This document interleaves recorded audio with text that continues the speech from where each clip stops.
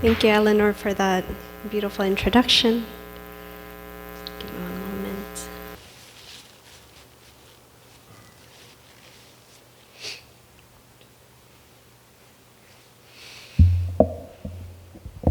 I'm just going to give Jermaine a moment to put it up. Okay.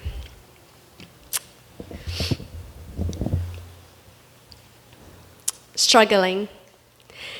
It happens to all of us.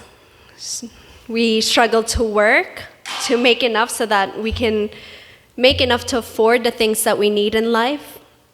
We spend a lot of our time trying to find things to do so that we can enjoy ourselves, whether it's going out or spending time with people that may drain our energy.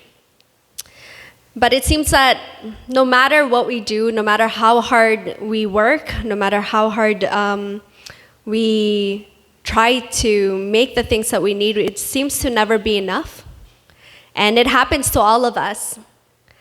It happens to all of us that we feel that we're not satisfied with what we have.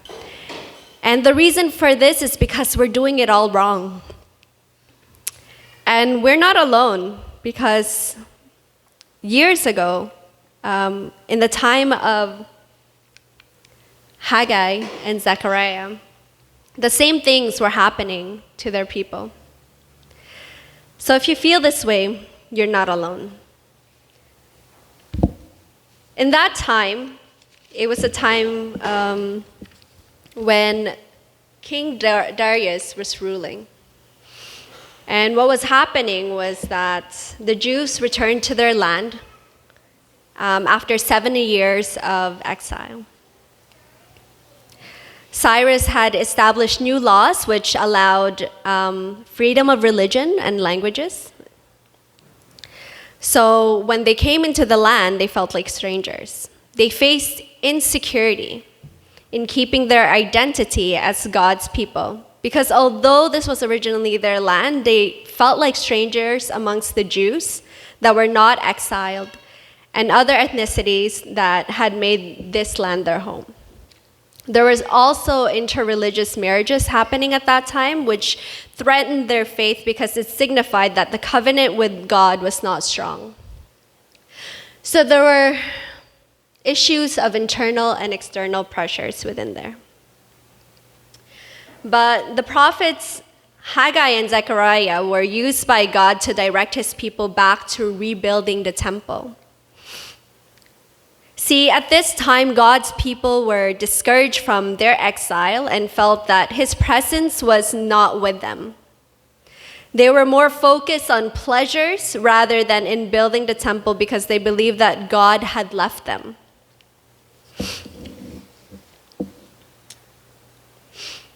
But meanwhile, in the heavenly realms, God's agents were observing all of us at that time, God's people, and they observed that everyone was content in the wrong ways.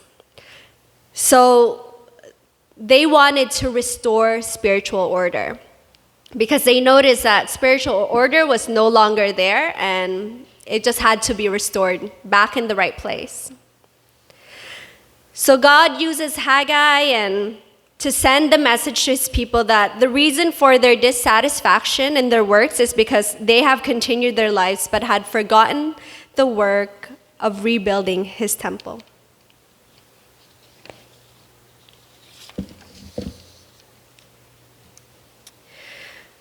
When God talked about this, he was not only talking about the physical work, but he talked about working on their hearts. God tells his people to consider their ways and to reflect on why they are not happy or fulfilled despite having everything that they need to be done. They had everything, but it seemed like it was not enough. They were never satisfied. He tells them that he took their satisfaction away because while they were busy fulfilling their own lives, they had neglected the temple, which is still in ruins. He says, because of my house, which remains a ruin, while each of you is busy with your own house. That's why they're not satisfied.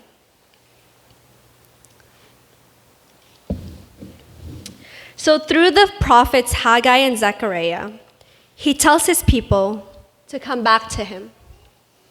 He said, return to me, and I will return to you. God's focus was not only to build the physical temple, but the hearts of his people. His people had been away from him because of their discouragement. They had forgotten to have faith in him, to believe in his promises. They didn't have the same strength, the same spirit, but God pushed them to stay faithful. He reminds them to work the way that they worked in Egypt before they reached the promised land. He reminds them to keep the same faithful work. So God showed Zechariah and Haggai his plans.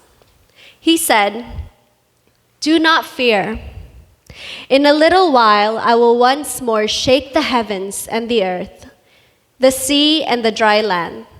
I will shake all nations, and what is desired by all nations will come, and I will fill this house with glory.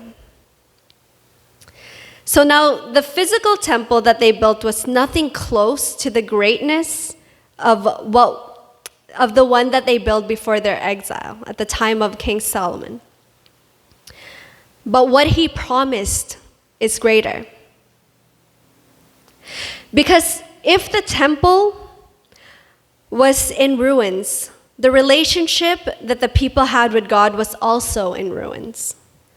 But by rebuilding the temple, the people's relationship with God was restored. In those days, the prophets were needed to pass on the message of God. However, after Jesus' sacrifice, God gave us direct way to connect with him through his Holy Spirit. So now the temple is our hearts. But what is our hearts like today? Is it neglected and left in ruins? Do we have burdens, pains, or traumas that remain? Are we working on our hearts so that we can restore a relationship with God? Because if we neglect working on the temple, which God's Holy Spirit now dwells, we will not be able to hear his words, his comfort, his peace, and restore our relationship with him. So the final message is this: rebuild the temple of God. In Haggai 2:9, it says, the glory of this present house will be greater than the glory of the former house, and in this place I will grant peace. And that's all for my message today. Thank you.